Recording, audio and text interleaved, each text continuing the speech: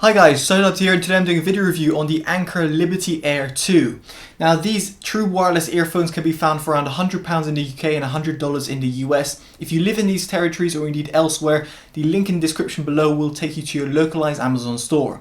So without further ado, let's get into it. So first off, let's cover what you get in the box. You can see over here a manual. You've got USB Type-C cable, and you can see the ear tips over here, which are actually built into the case. So it's not like a removable thing, so that's why I had to show you the entire case. Now let's get into the earphones themselves and their case. You can see over here it's a pretty sleek design. It's quite nice and small and portable, and it's got nice soft edges. So therefore, unlike the Sony WF-1000XM3s, which are going to cause holes in your pockets, this won't, which is great to see. Now you've got a USB Type-C connector over here to charge it.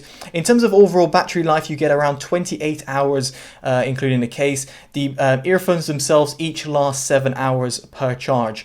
You can see over here you've got three LED buttons over here to give you an indication. If you want to see how much charge you've got remaining, you just tap that button at the back.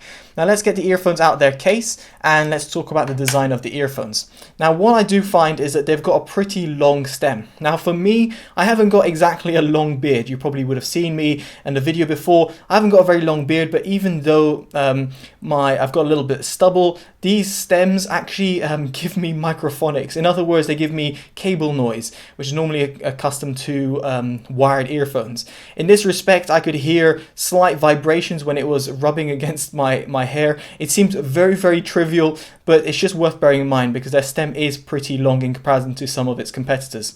The earphones are in ears, as you might expect, and they've got ear tips as well, so it's great in terms of fit. I had no issue in terms of fitting them in, and I also had no issue in terms of my comfort. I found them to be pretty comfortable and somewhat almost invisible when I popped them in, other than the fact that I could hear the scratching, so to speak, of the stem over here.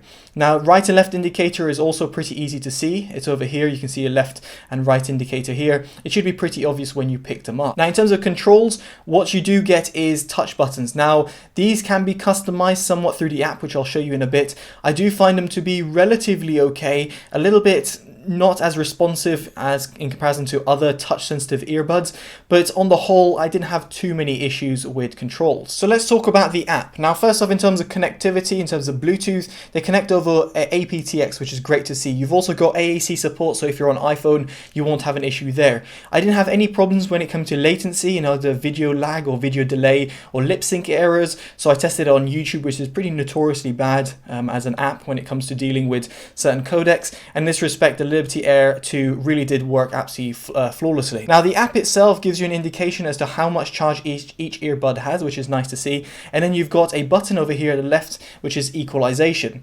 Now what I would suggest is a custom EQ. You can see over here my EQ is pretty harsh in terms of lowering the highs, and I'll get into this in terms of my sound quality section. If you don't like a custom EQ, you can always go for this personalized sound, which is essentially one that's already been pre-calibrated by a Grammy Award winning artist. In my opinion, all of these were pretty off, but of course that's completely subjective. And then you've got the default, which if you were to press the default, you've got the pre-assigned default, let's say bass boost or a hip-hop music or whatever it might be. Again, I would suggest going on custom and then tailoring it to your liking.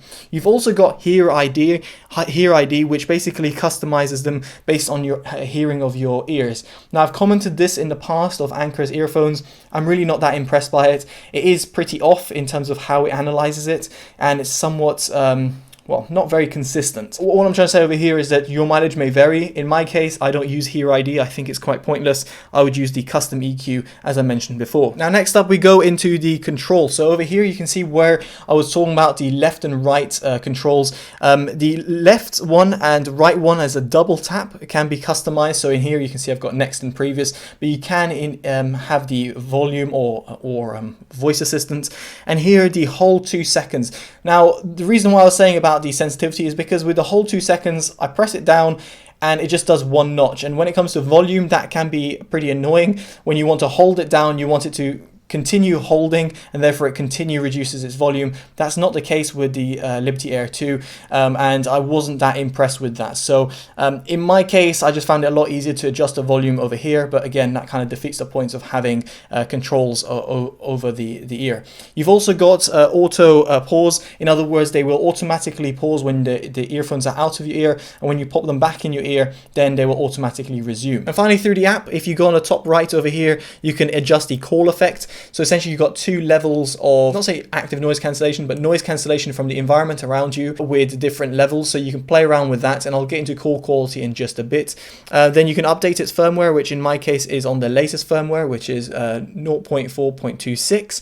And then of course you've got a quick start guide and user manual if you so wish to use it. Another thing I want to point out is that you can use the earphones independently, be it the right earbud on its own or the left earbud. So that's really good and quite not say unique, but different from some of the other earphones out there. In other words, it allows you to use them independently, so you can use it whichever you want. Normally you've got a master and a slave driver, whereas with these you can see straight away it pairs up with the other side, therefore you can use that independently in one ear only. So yes, in case you lose one side, you can still use your earphones. And now we're going to talk about call quality and the overall sound quality. Before doing that, I just want to show you how the earphones look like in the ear, and you can see potentially over here what I was talking about in terms of design. I can even hear the kind of rubbing on terms of my ears. Now, first off, the call quality, I will say for about £100 earphones, they do a decent job. They're not amazing in comparison to more expensive earphones out there, but in terms of the overall call quality at their price range, I would say they're among the best, and that's pretty impressive given the fact that most earphones sound really, really muffled. Don't get me wrong, I still prefer talking over my phone in comparison to these earphones, but on the whole, I think Anker have done a good job. And next up, we're going to go into sound quality. Now, what I found with these earphones is that they're not as well suited in comparison to other earphones out there. I've got a bunch of different earphones. Some of them will be completely out of its price range in terms of like the Sennheisers, whilst the other ones, like let's say the Creative Outlier Air, would be its perfect competitor because they are actually cheaper than the Liberty Air 2. Now, in this case, the Liberty Air 2, in my opinion, sounded a little bit too thin sounding. The soundstage sounded a little bit closed, and without EQ, the highs were a bit too harsh and a bit too sibilant, therefore creating a somewhat unpleasant sound. So going through these sound frequencies, I will say that the sub bass is somewhat non-existent. It doesn't really sound that well pronounced. Even with a boost in EQ, it just doesn't seem to perform there. In the mid-bass department, it's pretty tight and controlled. I will say that its mid-bass response is actually pretty impressive. In terms of its mids, it does sound recessed and a little bit artificial. Even with a boost, I found that the earphones didn't really cope that well and started to sound even more artificial in the mid-range. In comparison to its competitors, let's say the Creative earphones, or indeed other ones out there from Cyrus Audio, or even like let's say JBL, they just won't sound as forward sounding or as accurate in the mid-range response. And then going into the highs, I felt that, as I said before, they do sound pretty sibilant, but then when you tail off the EQ, they do become a little bit more bearable, and therefore are a little bit more enjoyable to listen to, so therefore do provide that little sparkle at the top end. Now, as for soundstage, here's where I pretty much had my biggest problem with them, because they sounded pretty close sounding. In comparison to the Creative Outlier Air, which sound completely open and wide and are very impressive in that department, these sound really close sounding. In comparison, let's say the Cyrus earphones, which again have somewhat of a closed soundstage, they sound a little bit more in your ears, whereas these ones somewhat are trying to do a in-between, but not doing well in either job. Then in comparison to, let's say, the JBL earphones, which cost a little bit more than this, and ones I would recommend, I would say that these earphones don't have as good positional cues as JBL earphones. So what I'm trying to say over here is, in terms of the overall sound quality, I wasn't that impressed. And in comparison to what you can get, which is pretty ridiculous nowadays for £100, you can find yourself far better sounding earphones. So this leads me on to my verdict, and you might pretty much be able to make the verdict up yourself. But all I will say over here is that the earphones are decent, but in comparison to what you can find in the market, I would prefer the other earphones. The JBL earphones, which sound a little bit more expensive, but sound far superior. The Creative earphones, which are cheaper, not as well designed in comparison to the JBL earphones, but won't give you those microphonic sounds and sound far better in terms of the soundstage. Or let's say the Cyrus audio earphones, which are very small earphones and therefore will be very concise and therefore also will sound pretty good given their price tag. So on the whole, I wouldn't recommend the Liberty Air 2. It's not my pick and not ones I would recommend. And specifically in comparison to the Liberty Air Pro 2, which are a completely different earphone in terms of how they sound, I would recommend those Anker earphones instead, which are more expensive and therefore a little bit better suited in terms of the handling or the overall sound frequencies.